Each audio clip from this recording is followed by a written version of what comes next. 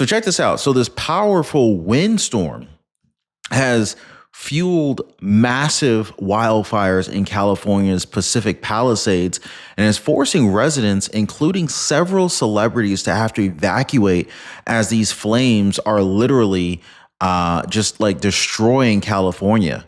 They're destroying the Palisades, right? And so they're calling this the Palisades fire. And this started actually Tuesday morning, not too long ago.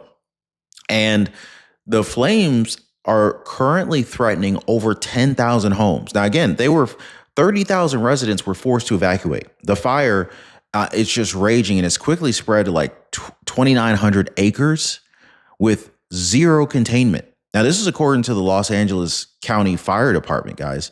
Now, among the evacuees, you got A-listers like Ben Affleck, you got Tom Hanks, you got Gene Aiko, you got Miles Teller, you got reality TV star Spencer Pratt, and of course his wife Heidi Montage.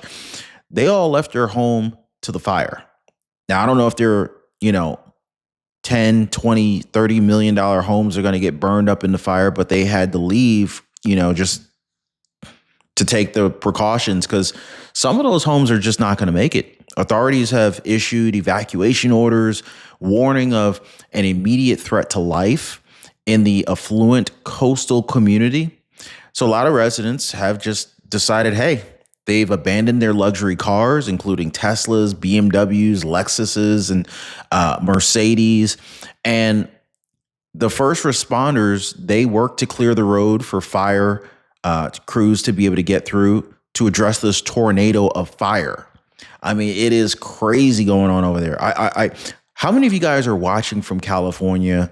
Are you seeing any of the smoke? Have you heard from friends or family out there? Let me know, guys. The Los Angeles City Council President Marquise Harris Dawson declared a state of emergency, cautioning that the worst of the windstorm is still to come. In fact, neighboring Santa Monica, evacuation orders were issued in areas north of San Vincent Boulevard. Then you got Governor Gavin Newsom. He's also declared a state of emergency, while President Joe Biden expressed some concern, stating that he is monitoring the situation closely. Biden confirmed federal support through a fire management assistance grant to help California cover immediate firefighting costs. And he urged residents to follow evacuation orders and to stay safe. Meanwhile, a second wildfire erupted in, I'm going to try to pronounce this correctly, Altadena, north of Los Angeles, burning at least 400 acres and prompting even more evacuations.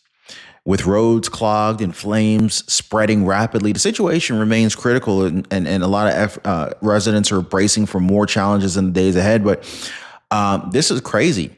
Some people are saying, the city of angels is the cause of this, right? And all the sin that is, engaged in the area. And so it's like the land is cursed. I've read so many weird things online about this. It's crazy what some people are saying. Let me know if you think it's true. Let me know if you think it's superstition, hocus pocus, or whatever. But let's be clear. This is a very serious situation. Are they trapped in the house with his dog? Jesus.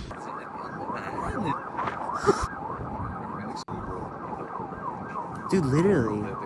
Standing in my driveway getting ready to evacuate. People from LA are not exaggerating when they say that they're seeing fires at the Pacific Palisades. Holy cow, guys.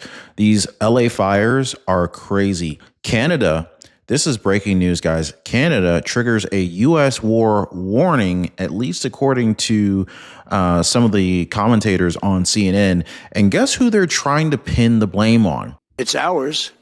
We're going to be changing, sort of the opposite of Biden, where he's closing everything up, essentially getting rid of $50 to $60 trillion worth of assets. We're going to be changing the name of the Gulf of Mexico to the Gulf of America, which has a beautiful ring that covers a lot of territory. So Trump just shook up the world stage again, hinting at taking over Canada, Greenland, and even Panama Canal. Meanwhile, declaring the Gulf of Mexico should now be called the Gulf of America. Global threats? Oh, he is ready to put everybody on notice. Love him or hate him, but Trump's not pulling any punches. And people are already losing it, guys. Meanwhile, in Los Angeles, the Palisades, they're in chaos right now. A raging wildfires fueled by a violent windstorm and has already forced 30,000 people to evacuate, including many A-list celebrities like J-Lo, to have to flee their $10 million mansions as these fires and flames are creeping up closer and closer to Hollywood. But get this, get this, guys. J-Lo, Jennifer Lopez's Unstoppable premiere, well, that is totally derailed. In fact, is this Mother Nature sending a message, or is this just like one more thing for people to blame on climate change and global warming? Y'all let me know down below. But everybody's got an opinion, and I want to hear yours. I mean, is Trump flexing on Canada, or could this actually be in Canada's best interest to become one of the 51st states of the United States? Y'all let me know what you think about this. And what do you think about celebrities living in these very fire-prone zones in California, on the West Coast, LA, Hollywood, and the Palisades? Hit the like button, guys. Subscribe to the channel. Let's jump in. The Gulf of America, what a beautiful name. And it's appropriate. It's appropriate. And Mexico has to stop allowing millions of people to pour into our country. They can stop them. And we're going to put very serious tariffs on Mexico and Canada. What do you guys think about that? The name change, Trump's idea to change the Gulf of Mexico to the Gulf of America. That'd be kind of cool. That would be a lot of history books they're going to have to be updating, a lot of websites. But y'all let me know. These wildfires are crazy. Look at this smoke, guys. Isn't this just insane? I mean, you're just driving down the street. I mean, and you just see this massive fireball. I can't even begin to understand what these people might be going through right now. So apparently there's a biodefense mode. Joseph says, when biodefense mode actually comes in handy for the Palisades fire in LA, this Tesla is literally saving my life. Never buying another brand ever again. Wow. Check this out. Does anybody understand how this biodefense works? Check out this screen here on the Tesla here. I don't know if it's like sealing off like the air supply so that it doesn't allow the toxins into the cabin of the Tesla, but welcome to Inside Politics. That was over an hour of Donald Trump giving a news conference, answering questions, and giving us some new information about what he intends to do, or at the very least is not ruling out when he takes office, including not ruling out a military invasion to conquer Greenland, the Panama Canal, and perhaps the annexation of the country of Canada. There is a lot more to discuss. We have a terrific panel here. Caitlin Collins, you are our chief White House correspondent, in addition to all of your other titles. What's that? 13 more days to go. Yeah, okay. But you obviously have been covering Donald Trump for a very long time. Oh, yeah, Caitlin, you've been covering Donald Trump. We know how much you love him. Before I get to you, I do want to play David. Wow, Caitlin Collins. She's got some Pantene Pro V hair. I mean, look at the shine. I mean, like she could literally probably do some shampoo and conditioner commercials, even though some people say she looks like a dude. I don't know. Sanger, our friend at the New York Times, his question about the Panama Canal and on Greenland, and Donald Trump's response before you respond. No, I can't assure you on either of those two, but I can say this. We need them for economic security. The Panama Canal was built for our military. I'm not going to commit to that now. It might be that you'll have to do something. Look, the Panama Canal is vital to our country. It's being operated by China. And we gave the Panama Canal to Panama. We didn't give it to China. And they've abused it. They've abused that gift. It should have never been made, by the way. Giving the Panama Canal is why Jimmy Carter lost the election, in my opinion, more so maybe than the hostages. The hostages were a big deal. Okay, so the question is, Caitlin, is that why Jimmy Carter lost the election? how much of this is Donald Trump trying to negotiate and posturing and warning them? And how much do you really think he means it, particularly given the fact that a big part of his consistent campaign message for 8 years has been, I'm going to get us out of wars? Well, I mean, it was an extraordinary moment, one of the most extraordinary moments of that press conference, where he was refusing to rule out using military force to retake the Panama Canal, something that he himself brought up, I should note, in this press conference when a reporter later asked, why are you bringing this up? Obviously, it's a signature achievement of Jimmy Carter's. He's about to be lying in state here in Washington. Trump said he was asked about it, but Trump brought it up in his opening remarks. It's something that But is Trump really threatening war here? I mean, come on, guys. Art of the deal, Trump, okay? Like, this guy is like a top negotiator, right? Billionaire Trump. He knows how to work with other business people. There's negotiations required all the time. I don't know if this is really a war threat. You know what I mean? I'm almost thinking that this might be more like, we're not going to rule it out. Possibly. And here's what could have happened, right? And I've seen this before, right? Sometimes you're in a dealership and you want to negotiate a good deal. You can literally, and I've seen people do this. I know people who have literally had other people pretend to be another dealership while they're sitting with a salesperson, call their phone, and the person who's negotiating the deal answers the phone on speakerphone while their friend is acting like they're a dealer, and they say that they're willing to offer this car for a much lower price than the current dealership price is asking, right? This is it's basically creating a fake, it's creating essentially the sense that, hey, there's a better opportunity out here. You better give this guy the best deal. A similar strategy could be used here. Trump could have theoretically had someone in the audience say, hey, would you be open to going to war over this? Knowing Trump is likely not interested in going to war, Trump campaigned on not going to war, not starting wars, right? Not going into wars. So I don't think that that's really what he wants to do.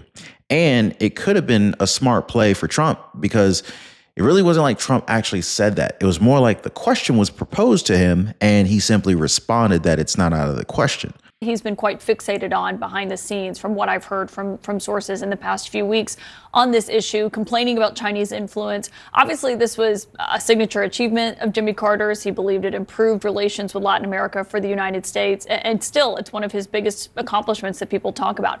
But Trump there saying that he would not rule out using military force to retake it is not something that should be treated as with bluster. I mean, Trump is coming into this White House and is intentionally staffing his administration with aides who will not block what he wants to do or what he ultimately seeks. There were many instances in his first term where he wanted to do something, but advisors either convinced him not to or Republican lawmakers did. That is not going to be the same Washington that we are encountering in 13 days from now when Trump takes office. So I would treat everything he said there quite seriously. I mean, moments after he said he wanted to rename the Gulf of Mexico to the Gulf of America, Marjorie Taylor Greene is saying that she's going to advocate for that.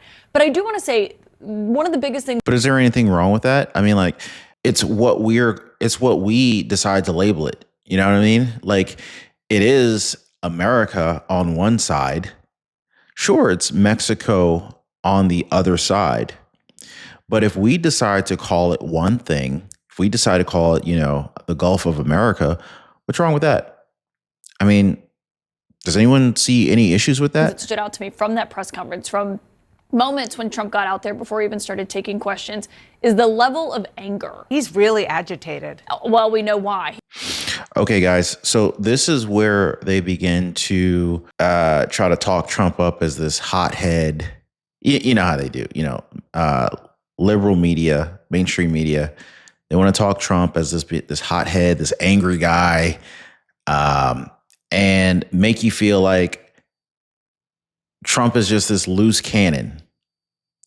And I think at this point, going forward, they kind of just blow it out of proportion a little bit. But you guys, you be the judge of that. Let me know if I'm overreacting on that. Listen. From moments when Trump got out there before he even started taking questions is the level of anger. He's really agitated. Well, we know why. He made it quite clear a few moments in. It's two things. It's his legal issues overall, but it's the sentencing that he is facing on Friday that so far is still, Judge Merchan has denied efforts to delay it. His attorneys are still working to do so. And two, it's this report by Jack Smith that we are told is imminent and is going to come out. Trump was informed during that Judge Cannon down in Florida has tried to temporarily block that. Well, it's not a settled matter. We'll see if it's successful. But his level of anger over that is unmistakable. He has not been this angry since he won the election. Well, can anybody imagine why Trump might be upset? I mean, just think about it for a second. Whether you love him or hate him, just think about this for a second. Let's just pretend you're being attacked and you're dealing with fake lawsuits that can either fine you, essentially stealing money from you, or they can put you in jail. Wouldn't you be a little irritated if you had to deal with these things and everyone and their mom knows that these are fake cases that would never, ever have been brought if it weren't for Trump running for president of the United States of America? I think he gets a pass, but maybe I'm wrong. Maybe I'm wrong. Maybe he doesn't get a pass. Y'all let me know.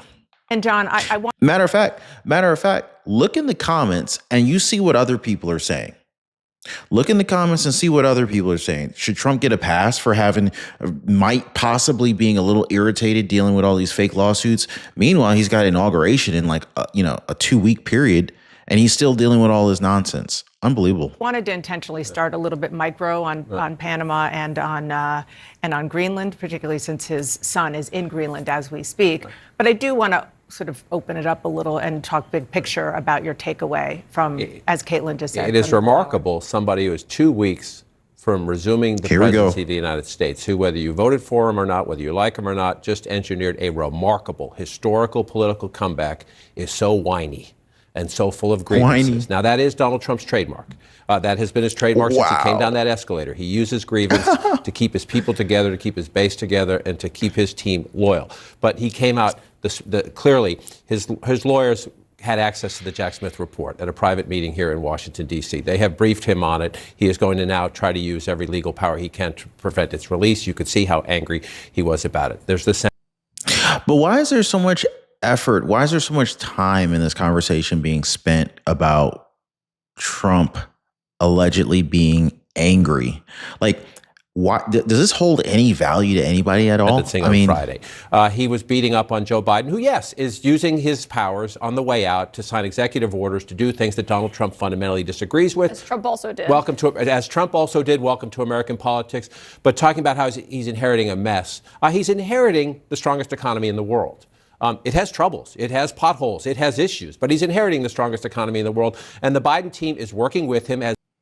Is it not a mess, though? I mean, think about how many billions of dollars did we send overseas to all these other countries, right?